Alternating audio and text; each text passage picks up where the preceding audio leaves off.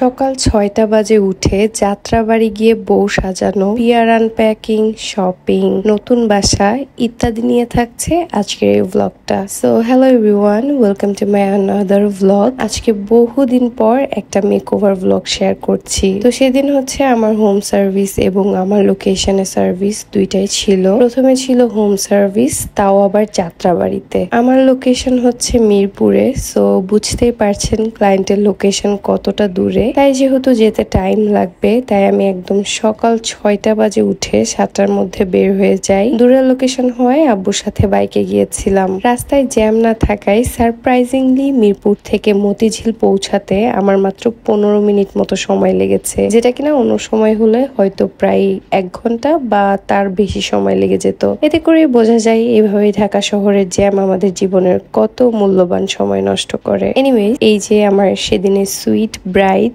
আপু, মাশাআল্লাহ ন্যাচারালি খুবই সুন্দর ছিলেন এবং ওনার রিকোয়ারমেন্টও ছিল ওনাকে যেন ওনার মতোই লাগে, মানে মেকআপটা যেন একেবারেই ন্যাচারাল হয়, বিশেষ করে আইব্রোটা আপু আমাকে একদম ড্র করতে নিষেধ করেছিলেন। সাথে আই মেকআপটা হচ্ছে আপু শিমারি চেয়েছিলেন। আমি বেস মেকআপ থেকে শুরু করে লিপস্টিকের কালার সবকিছু আপুর রিকোয়ারমেন্ট অনুযায়ী করার চেষ্টা করেছি এন্ড আলহামদুলিল্লাহ she was very happy with her look. আর আমার কাছে আপুর ওভারঅল লুক দিয়ে এত সুন্দর লাগছিল, মাশাআল্লাহ। ট্রাস্ট মি, এখানে 10%ও প্রপারলি বোঝা যাচ্ছে না। হোম সার্ভিসে এই একটা প্রবলেম, সেটা হচ্ছে লাইটিং ইস্যুর কারণে না মেকআপটা ক্যামেরাতে প্রপারলি ফুটে ওঠে না। যাই হোক, আপুকে সাজিয়ে বাসায় আসলাম। বাসায় আসতে আমার দুইজন ক্লায়েন্ট আপু ওয়েট করছিলেন। ওনাদের পার্টি মেকওভারের বুকিং ছিল। এই আপুর হচ্ছে মিনিমাল পার্টি মেকআপ ছিল, যেটাতে শুধু আইলাইনার দিয়ে একেবারেই মিনিমাল একটা লুক করা হয়। আর আপুর হচ্ছে একদম সিম্পল পার্টি মেকওভার করা হয়েছিল, simple base makeup,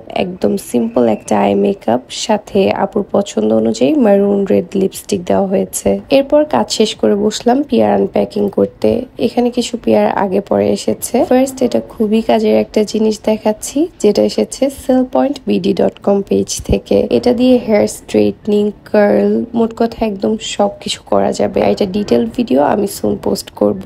Emerald beauty page থেকে ডট এন্ড কি এর এই টিন্টেড সানস্ক্রিনটা এসেছে, যেটা আমি অলরেডি ফ্যান হয়ে গেছি। I will share the detail review soon. Next, এই ড্রেসটা এত কিউট। এটা আমি এবার ট্যুরে পরেছিলাম আর আমার কাজিন এটা দেখার সাথে সাথে আমাকে পেজ লিংক চেয়ে পাগল করে ফেলেছে, কিন্তু আমি দিইনি, বলেছি পেজে শেয়ার করলে তখন দেখবা। তো এটা এসেছে হচ্ছে স্পার্কল টিন্ট পেজ থেকে। এরপর স্কিনো ব্র্যান্ড থেকে কিছু হেয়ার কেয়ার প্রোডাক্ট এসেছে, তাদের প্যাকেজিং গুলো কিন্তু বেশ সুন্দর। আরো এসেছে এসেনশিয়া ব্র্যান্ড থেকে হেয়ার কেয়ার প্রোডাক্ট, যেটারও ফার্স্ট ইমপ্রেশন হিসাবে প্যাকেজিংটা আমার কাছে বেশ ভালো লেগেছে। এগুলো রিভিউ ডিটেলস আমি প্রোডাক্টগুলো ইউজ করার পর আপনাদের সাথে শেয়ার করব। এই ছিল পিয়ার আনপ্যাকিং। এরপর আমার হাজবেন্ড এসেছে and this is the sign of his arrival. As at that time আমরা বাসা শিফট করছিলাম, সো সন্ধ্যার দিকে নতুন বাসায় কিছু টুকটাক জিনিসপাতি নিয়ে গেলাম। বাসা চেঞ্জ করা যে কি প্যারা। যাই হোক, এর মধ্যে সন্ধ্যায় চলে গেলাম শপিং এ, ট্যুরের জন্য কিছু কেনাকাটা করতে। আর সেদিন আমাদের সাথে গিয়েছিল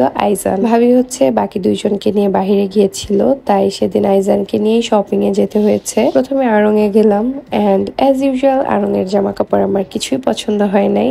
আর যা পছন্দ হয়েছে আমার মনে হয় ওই প্রাইসে আমি অন্য ব্র্যান্ড থেকে আরো বেটার কিছু কিনতে পারবো। সো দেন চলে গেলাম ভোগে। ভোগের কালেকশন আমার অনেক ভালো লাগে, বাট টু বি অনেস্ট ইদানিং না তাদের ম্যাটেরিয়াল গুলো আমার কাছে অত বেশি ভালো লাগে না। মানে কয়েক বছর আগে তাদের ডিজাইন প্লাস কোয়ালিটি দুইটাই ভালো ছিল, বাট এখন বেশিরভাগ ড্রেসের ম্যাটেরিয়াল কাজ আমার কাছে পার্সোনালি ততটা ভালো লাগে না। তো আমি এখানে কয়েকটা ড্রেস ট্রায়াল দিয়ে দেখলাম, এরপর দুইটা ড্রেস কিনলাম। কোন দুইটা কিনেছি ওইটা ভিডিও শেষে দেখাচ্ছি। এদিকে সে হচ্ছে এভাবে বাইরে দাঁড়ায় দাঁড়ায় মিমি মিমি করে ডাকতেছিল। এ পর্যন্ত বেশ ভদ্র ছিল, কিন্তু এরপর খেতে যাওয়ার পর সে আমাকে এত জ্বালাইছে, ছোটাছুটি দৌড়াদৌড়ি, না পেরে তাকে এইভাবে বেঁধে রাখতে হয়েছে। যদিও আমি তাকে বেঁধে রেখেছি নাকি সে আমাকে বেঁধে রেখেছে বোঝা মুশকিল। এরপর আর তার জ্বালাতনে শান্তি মতো খেতে পারিনি।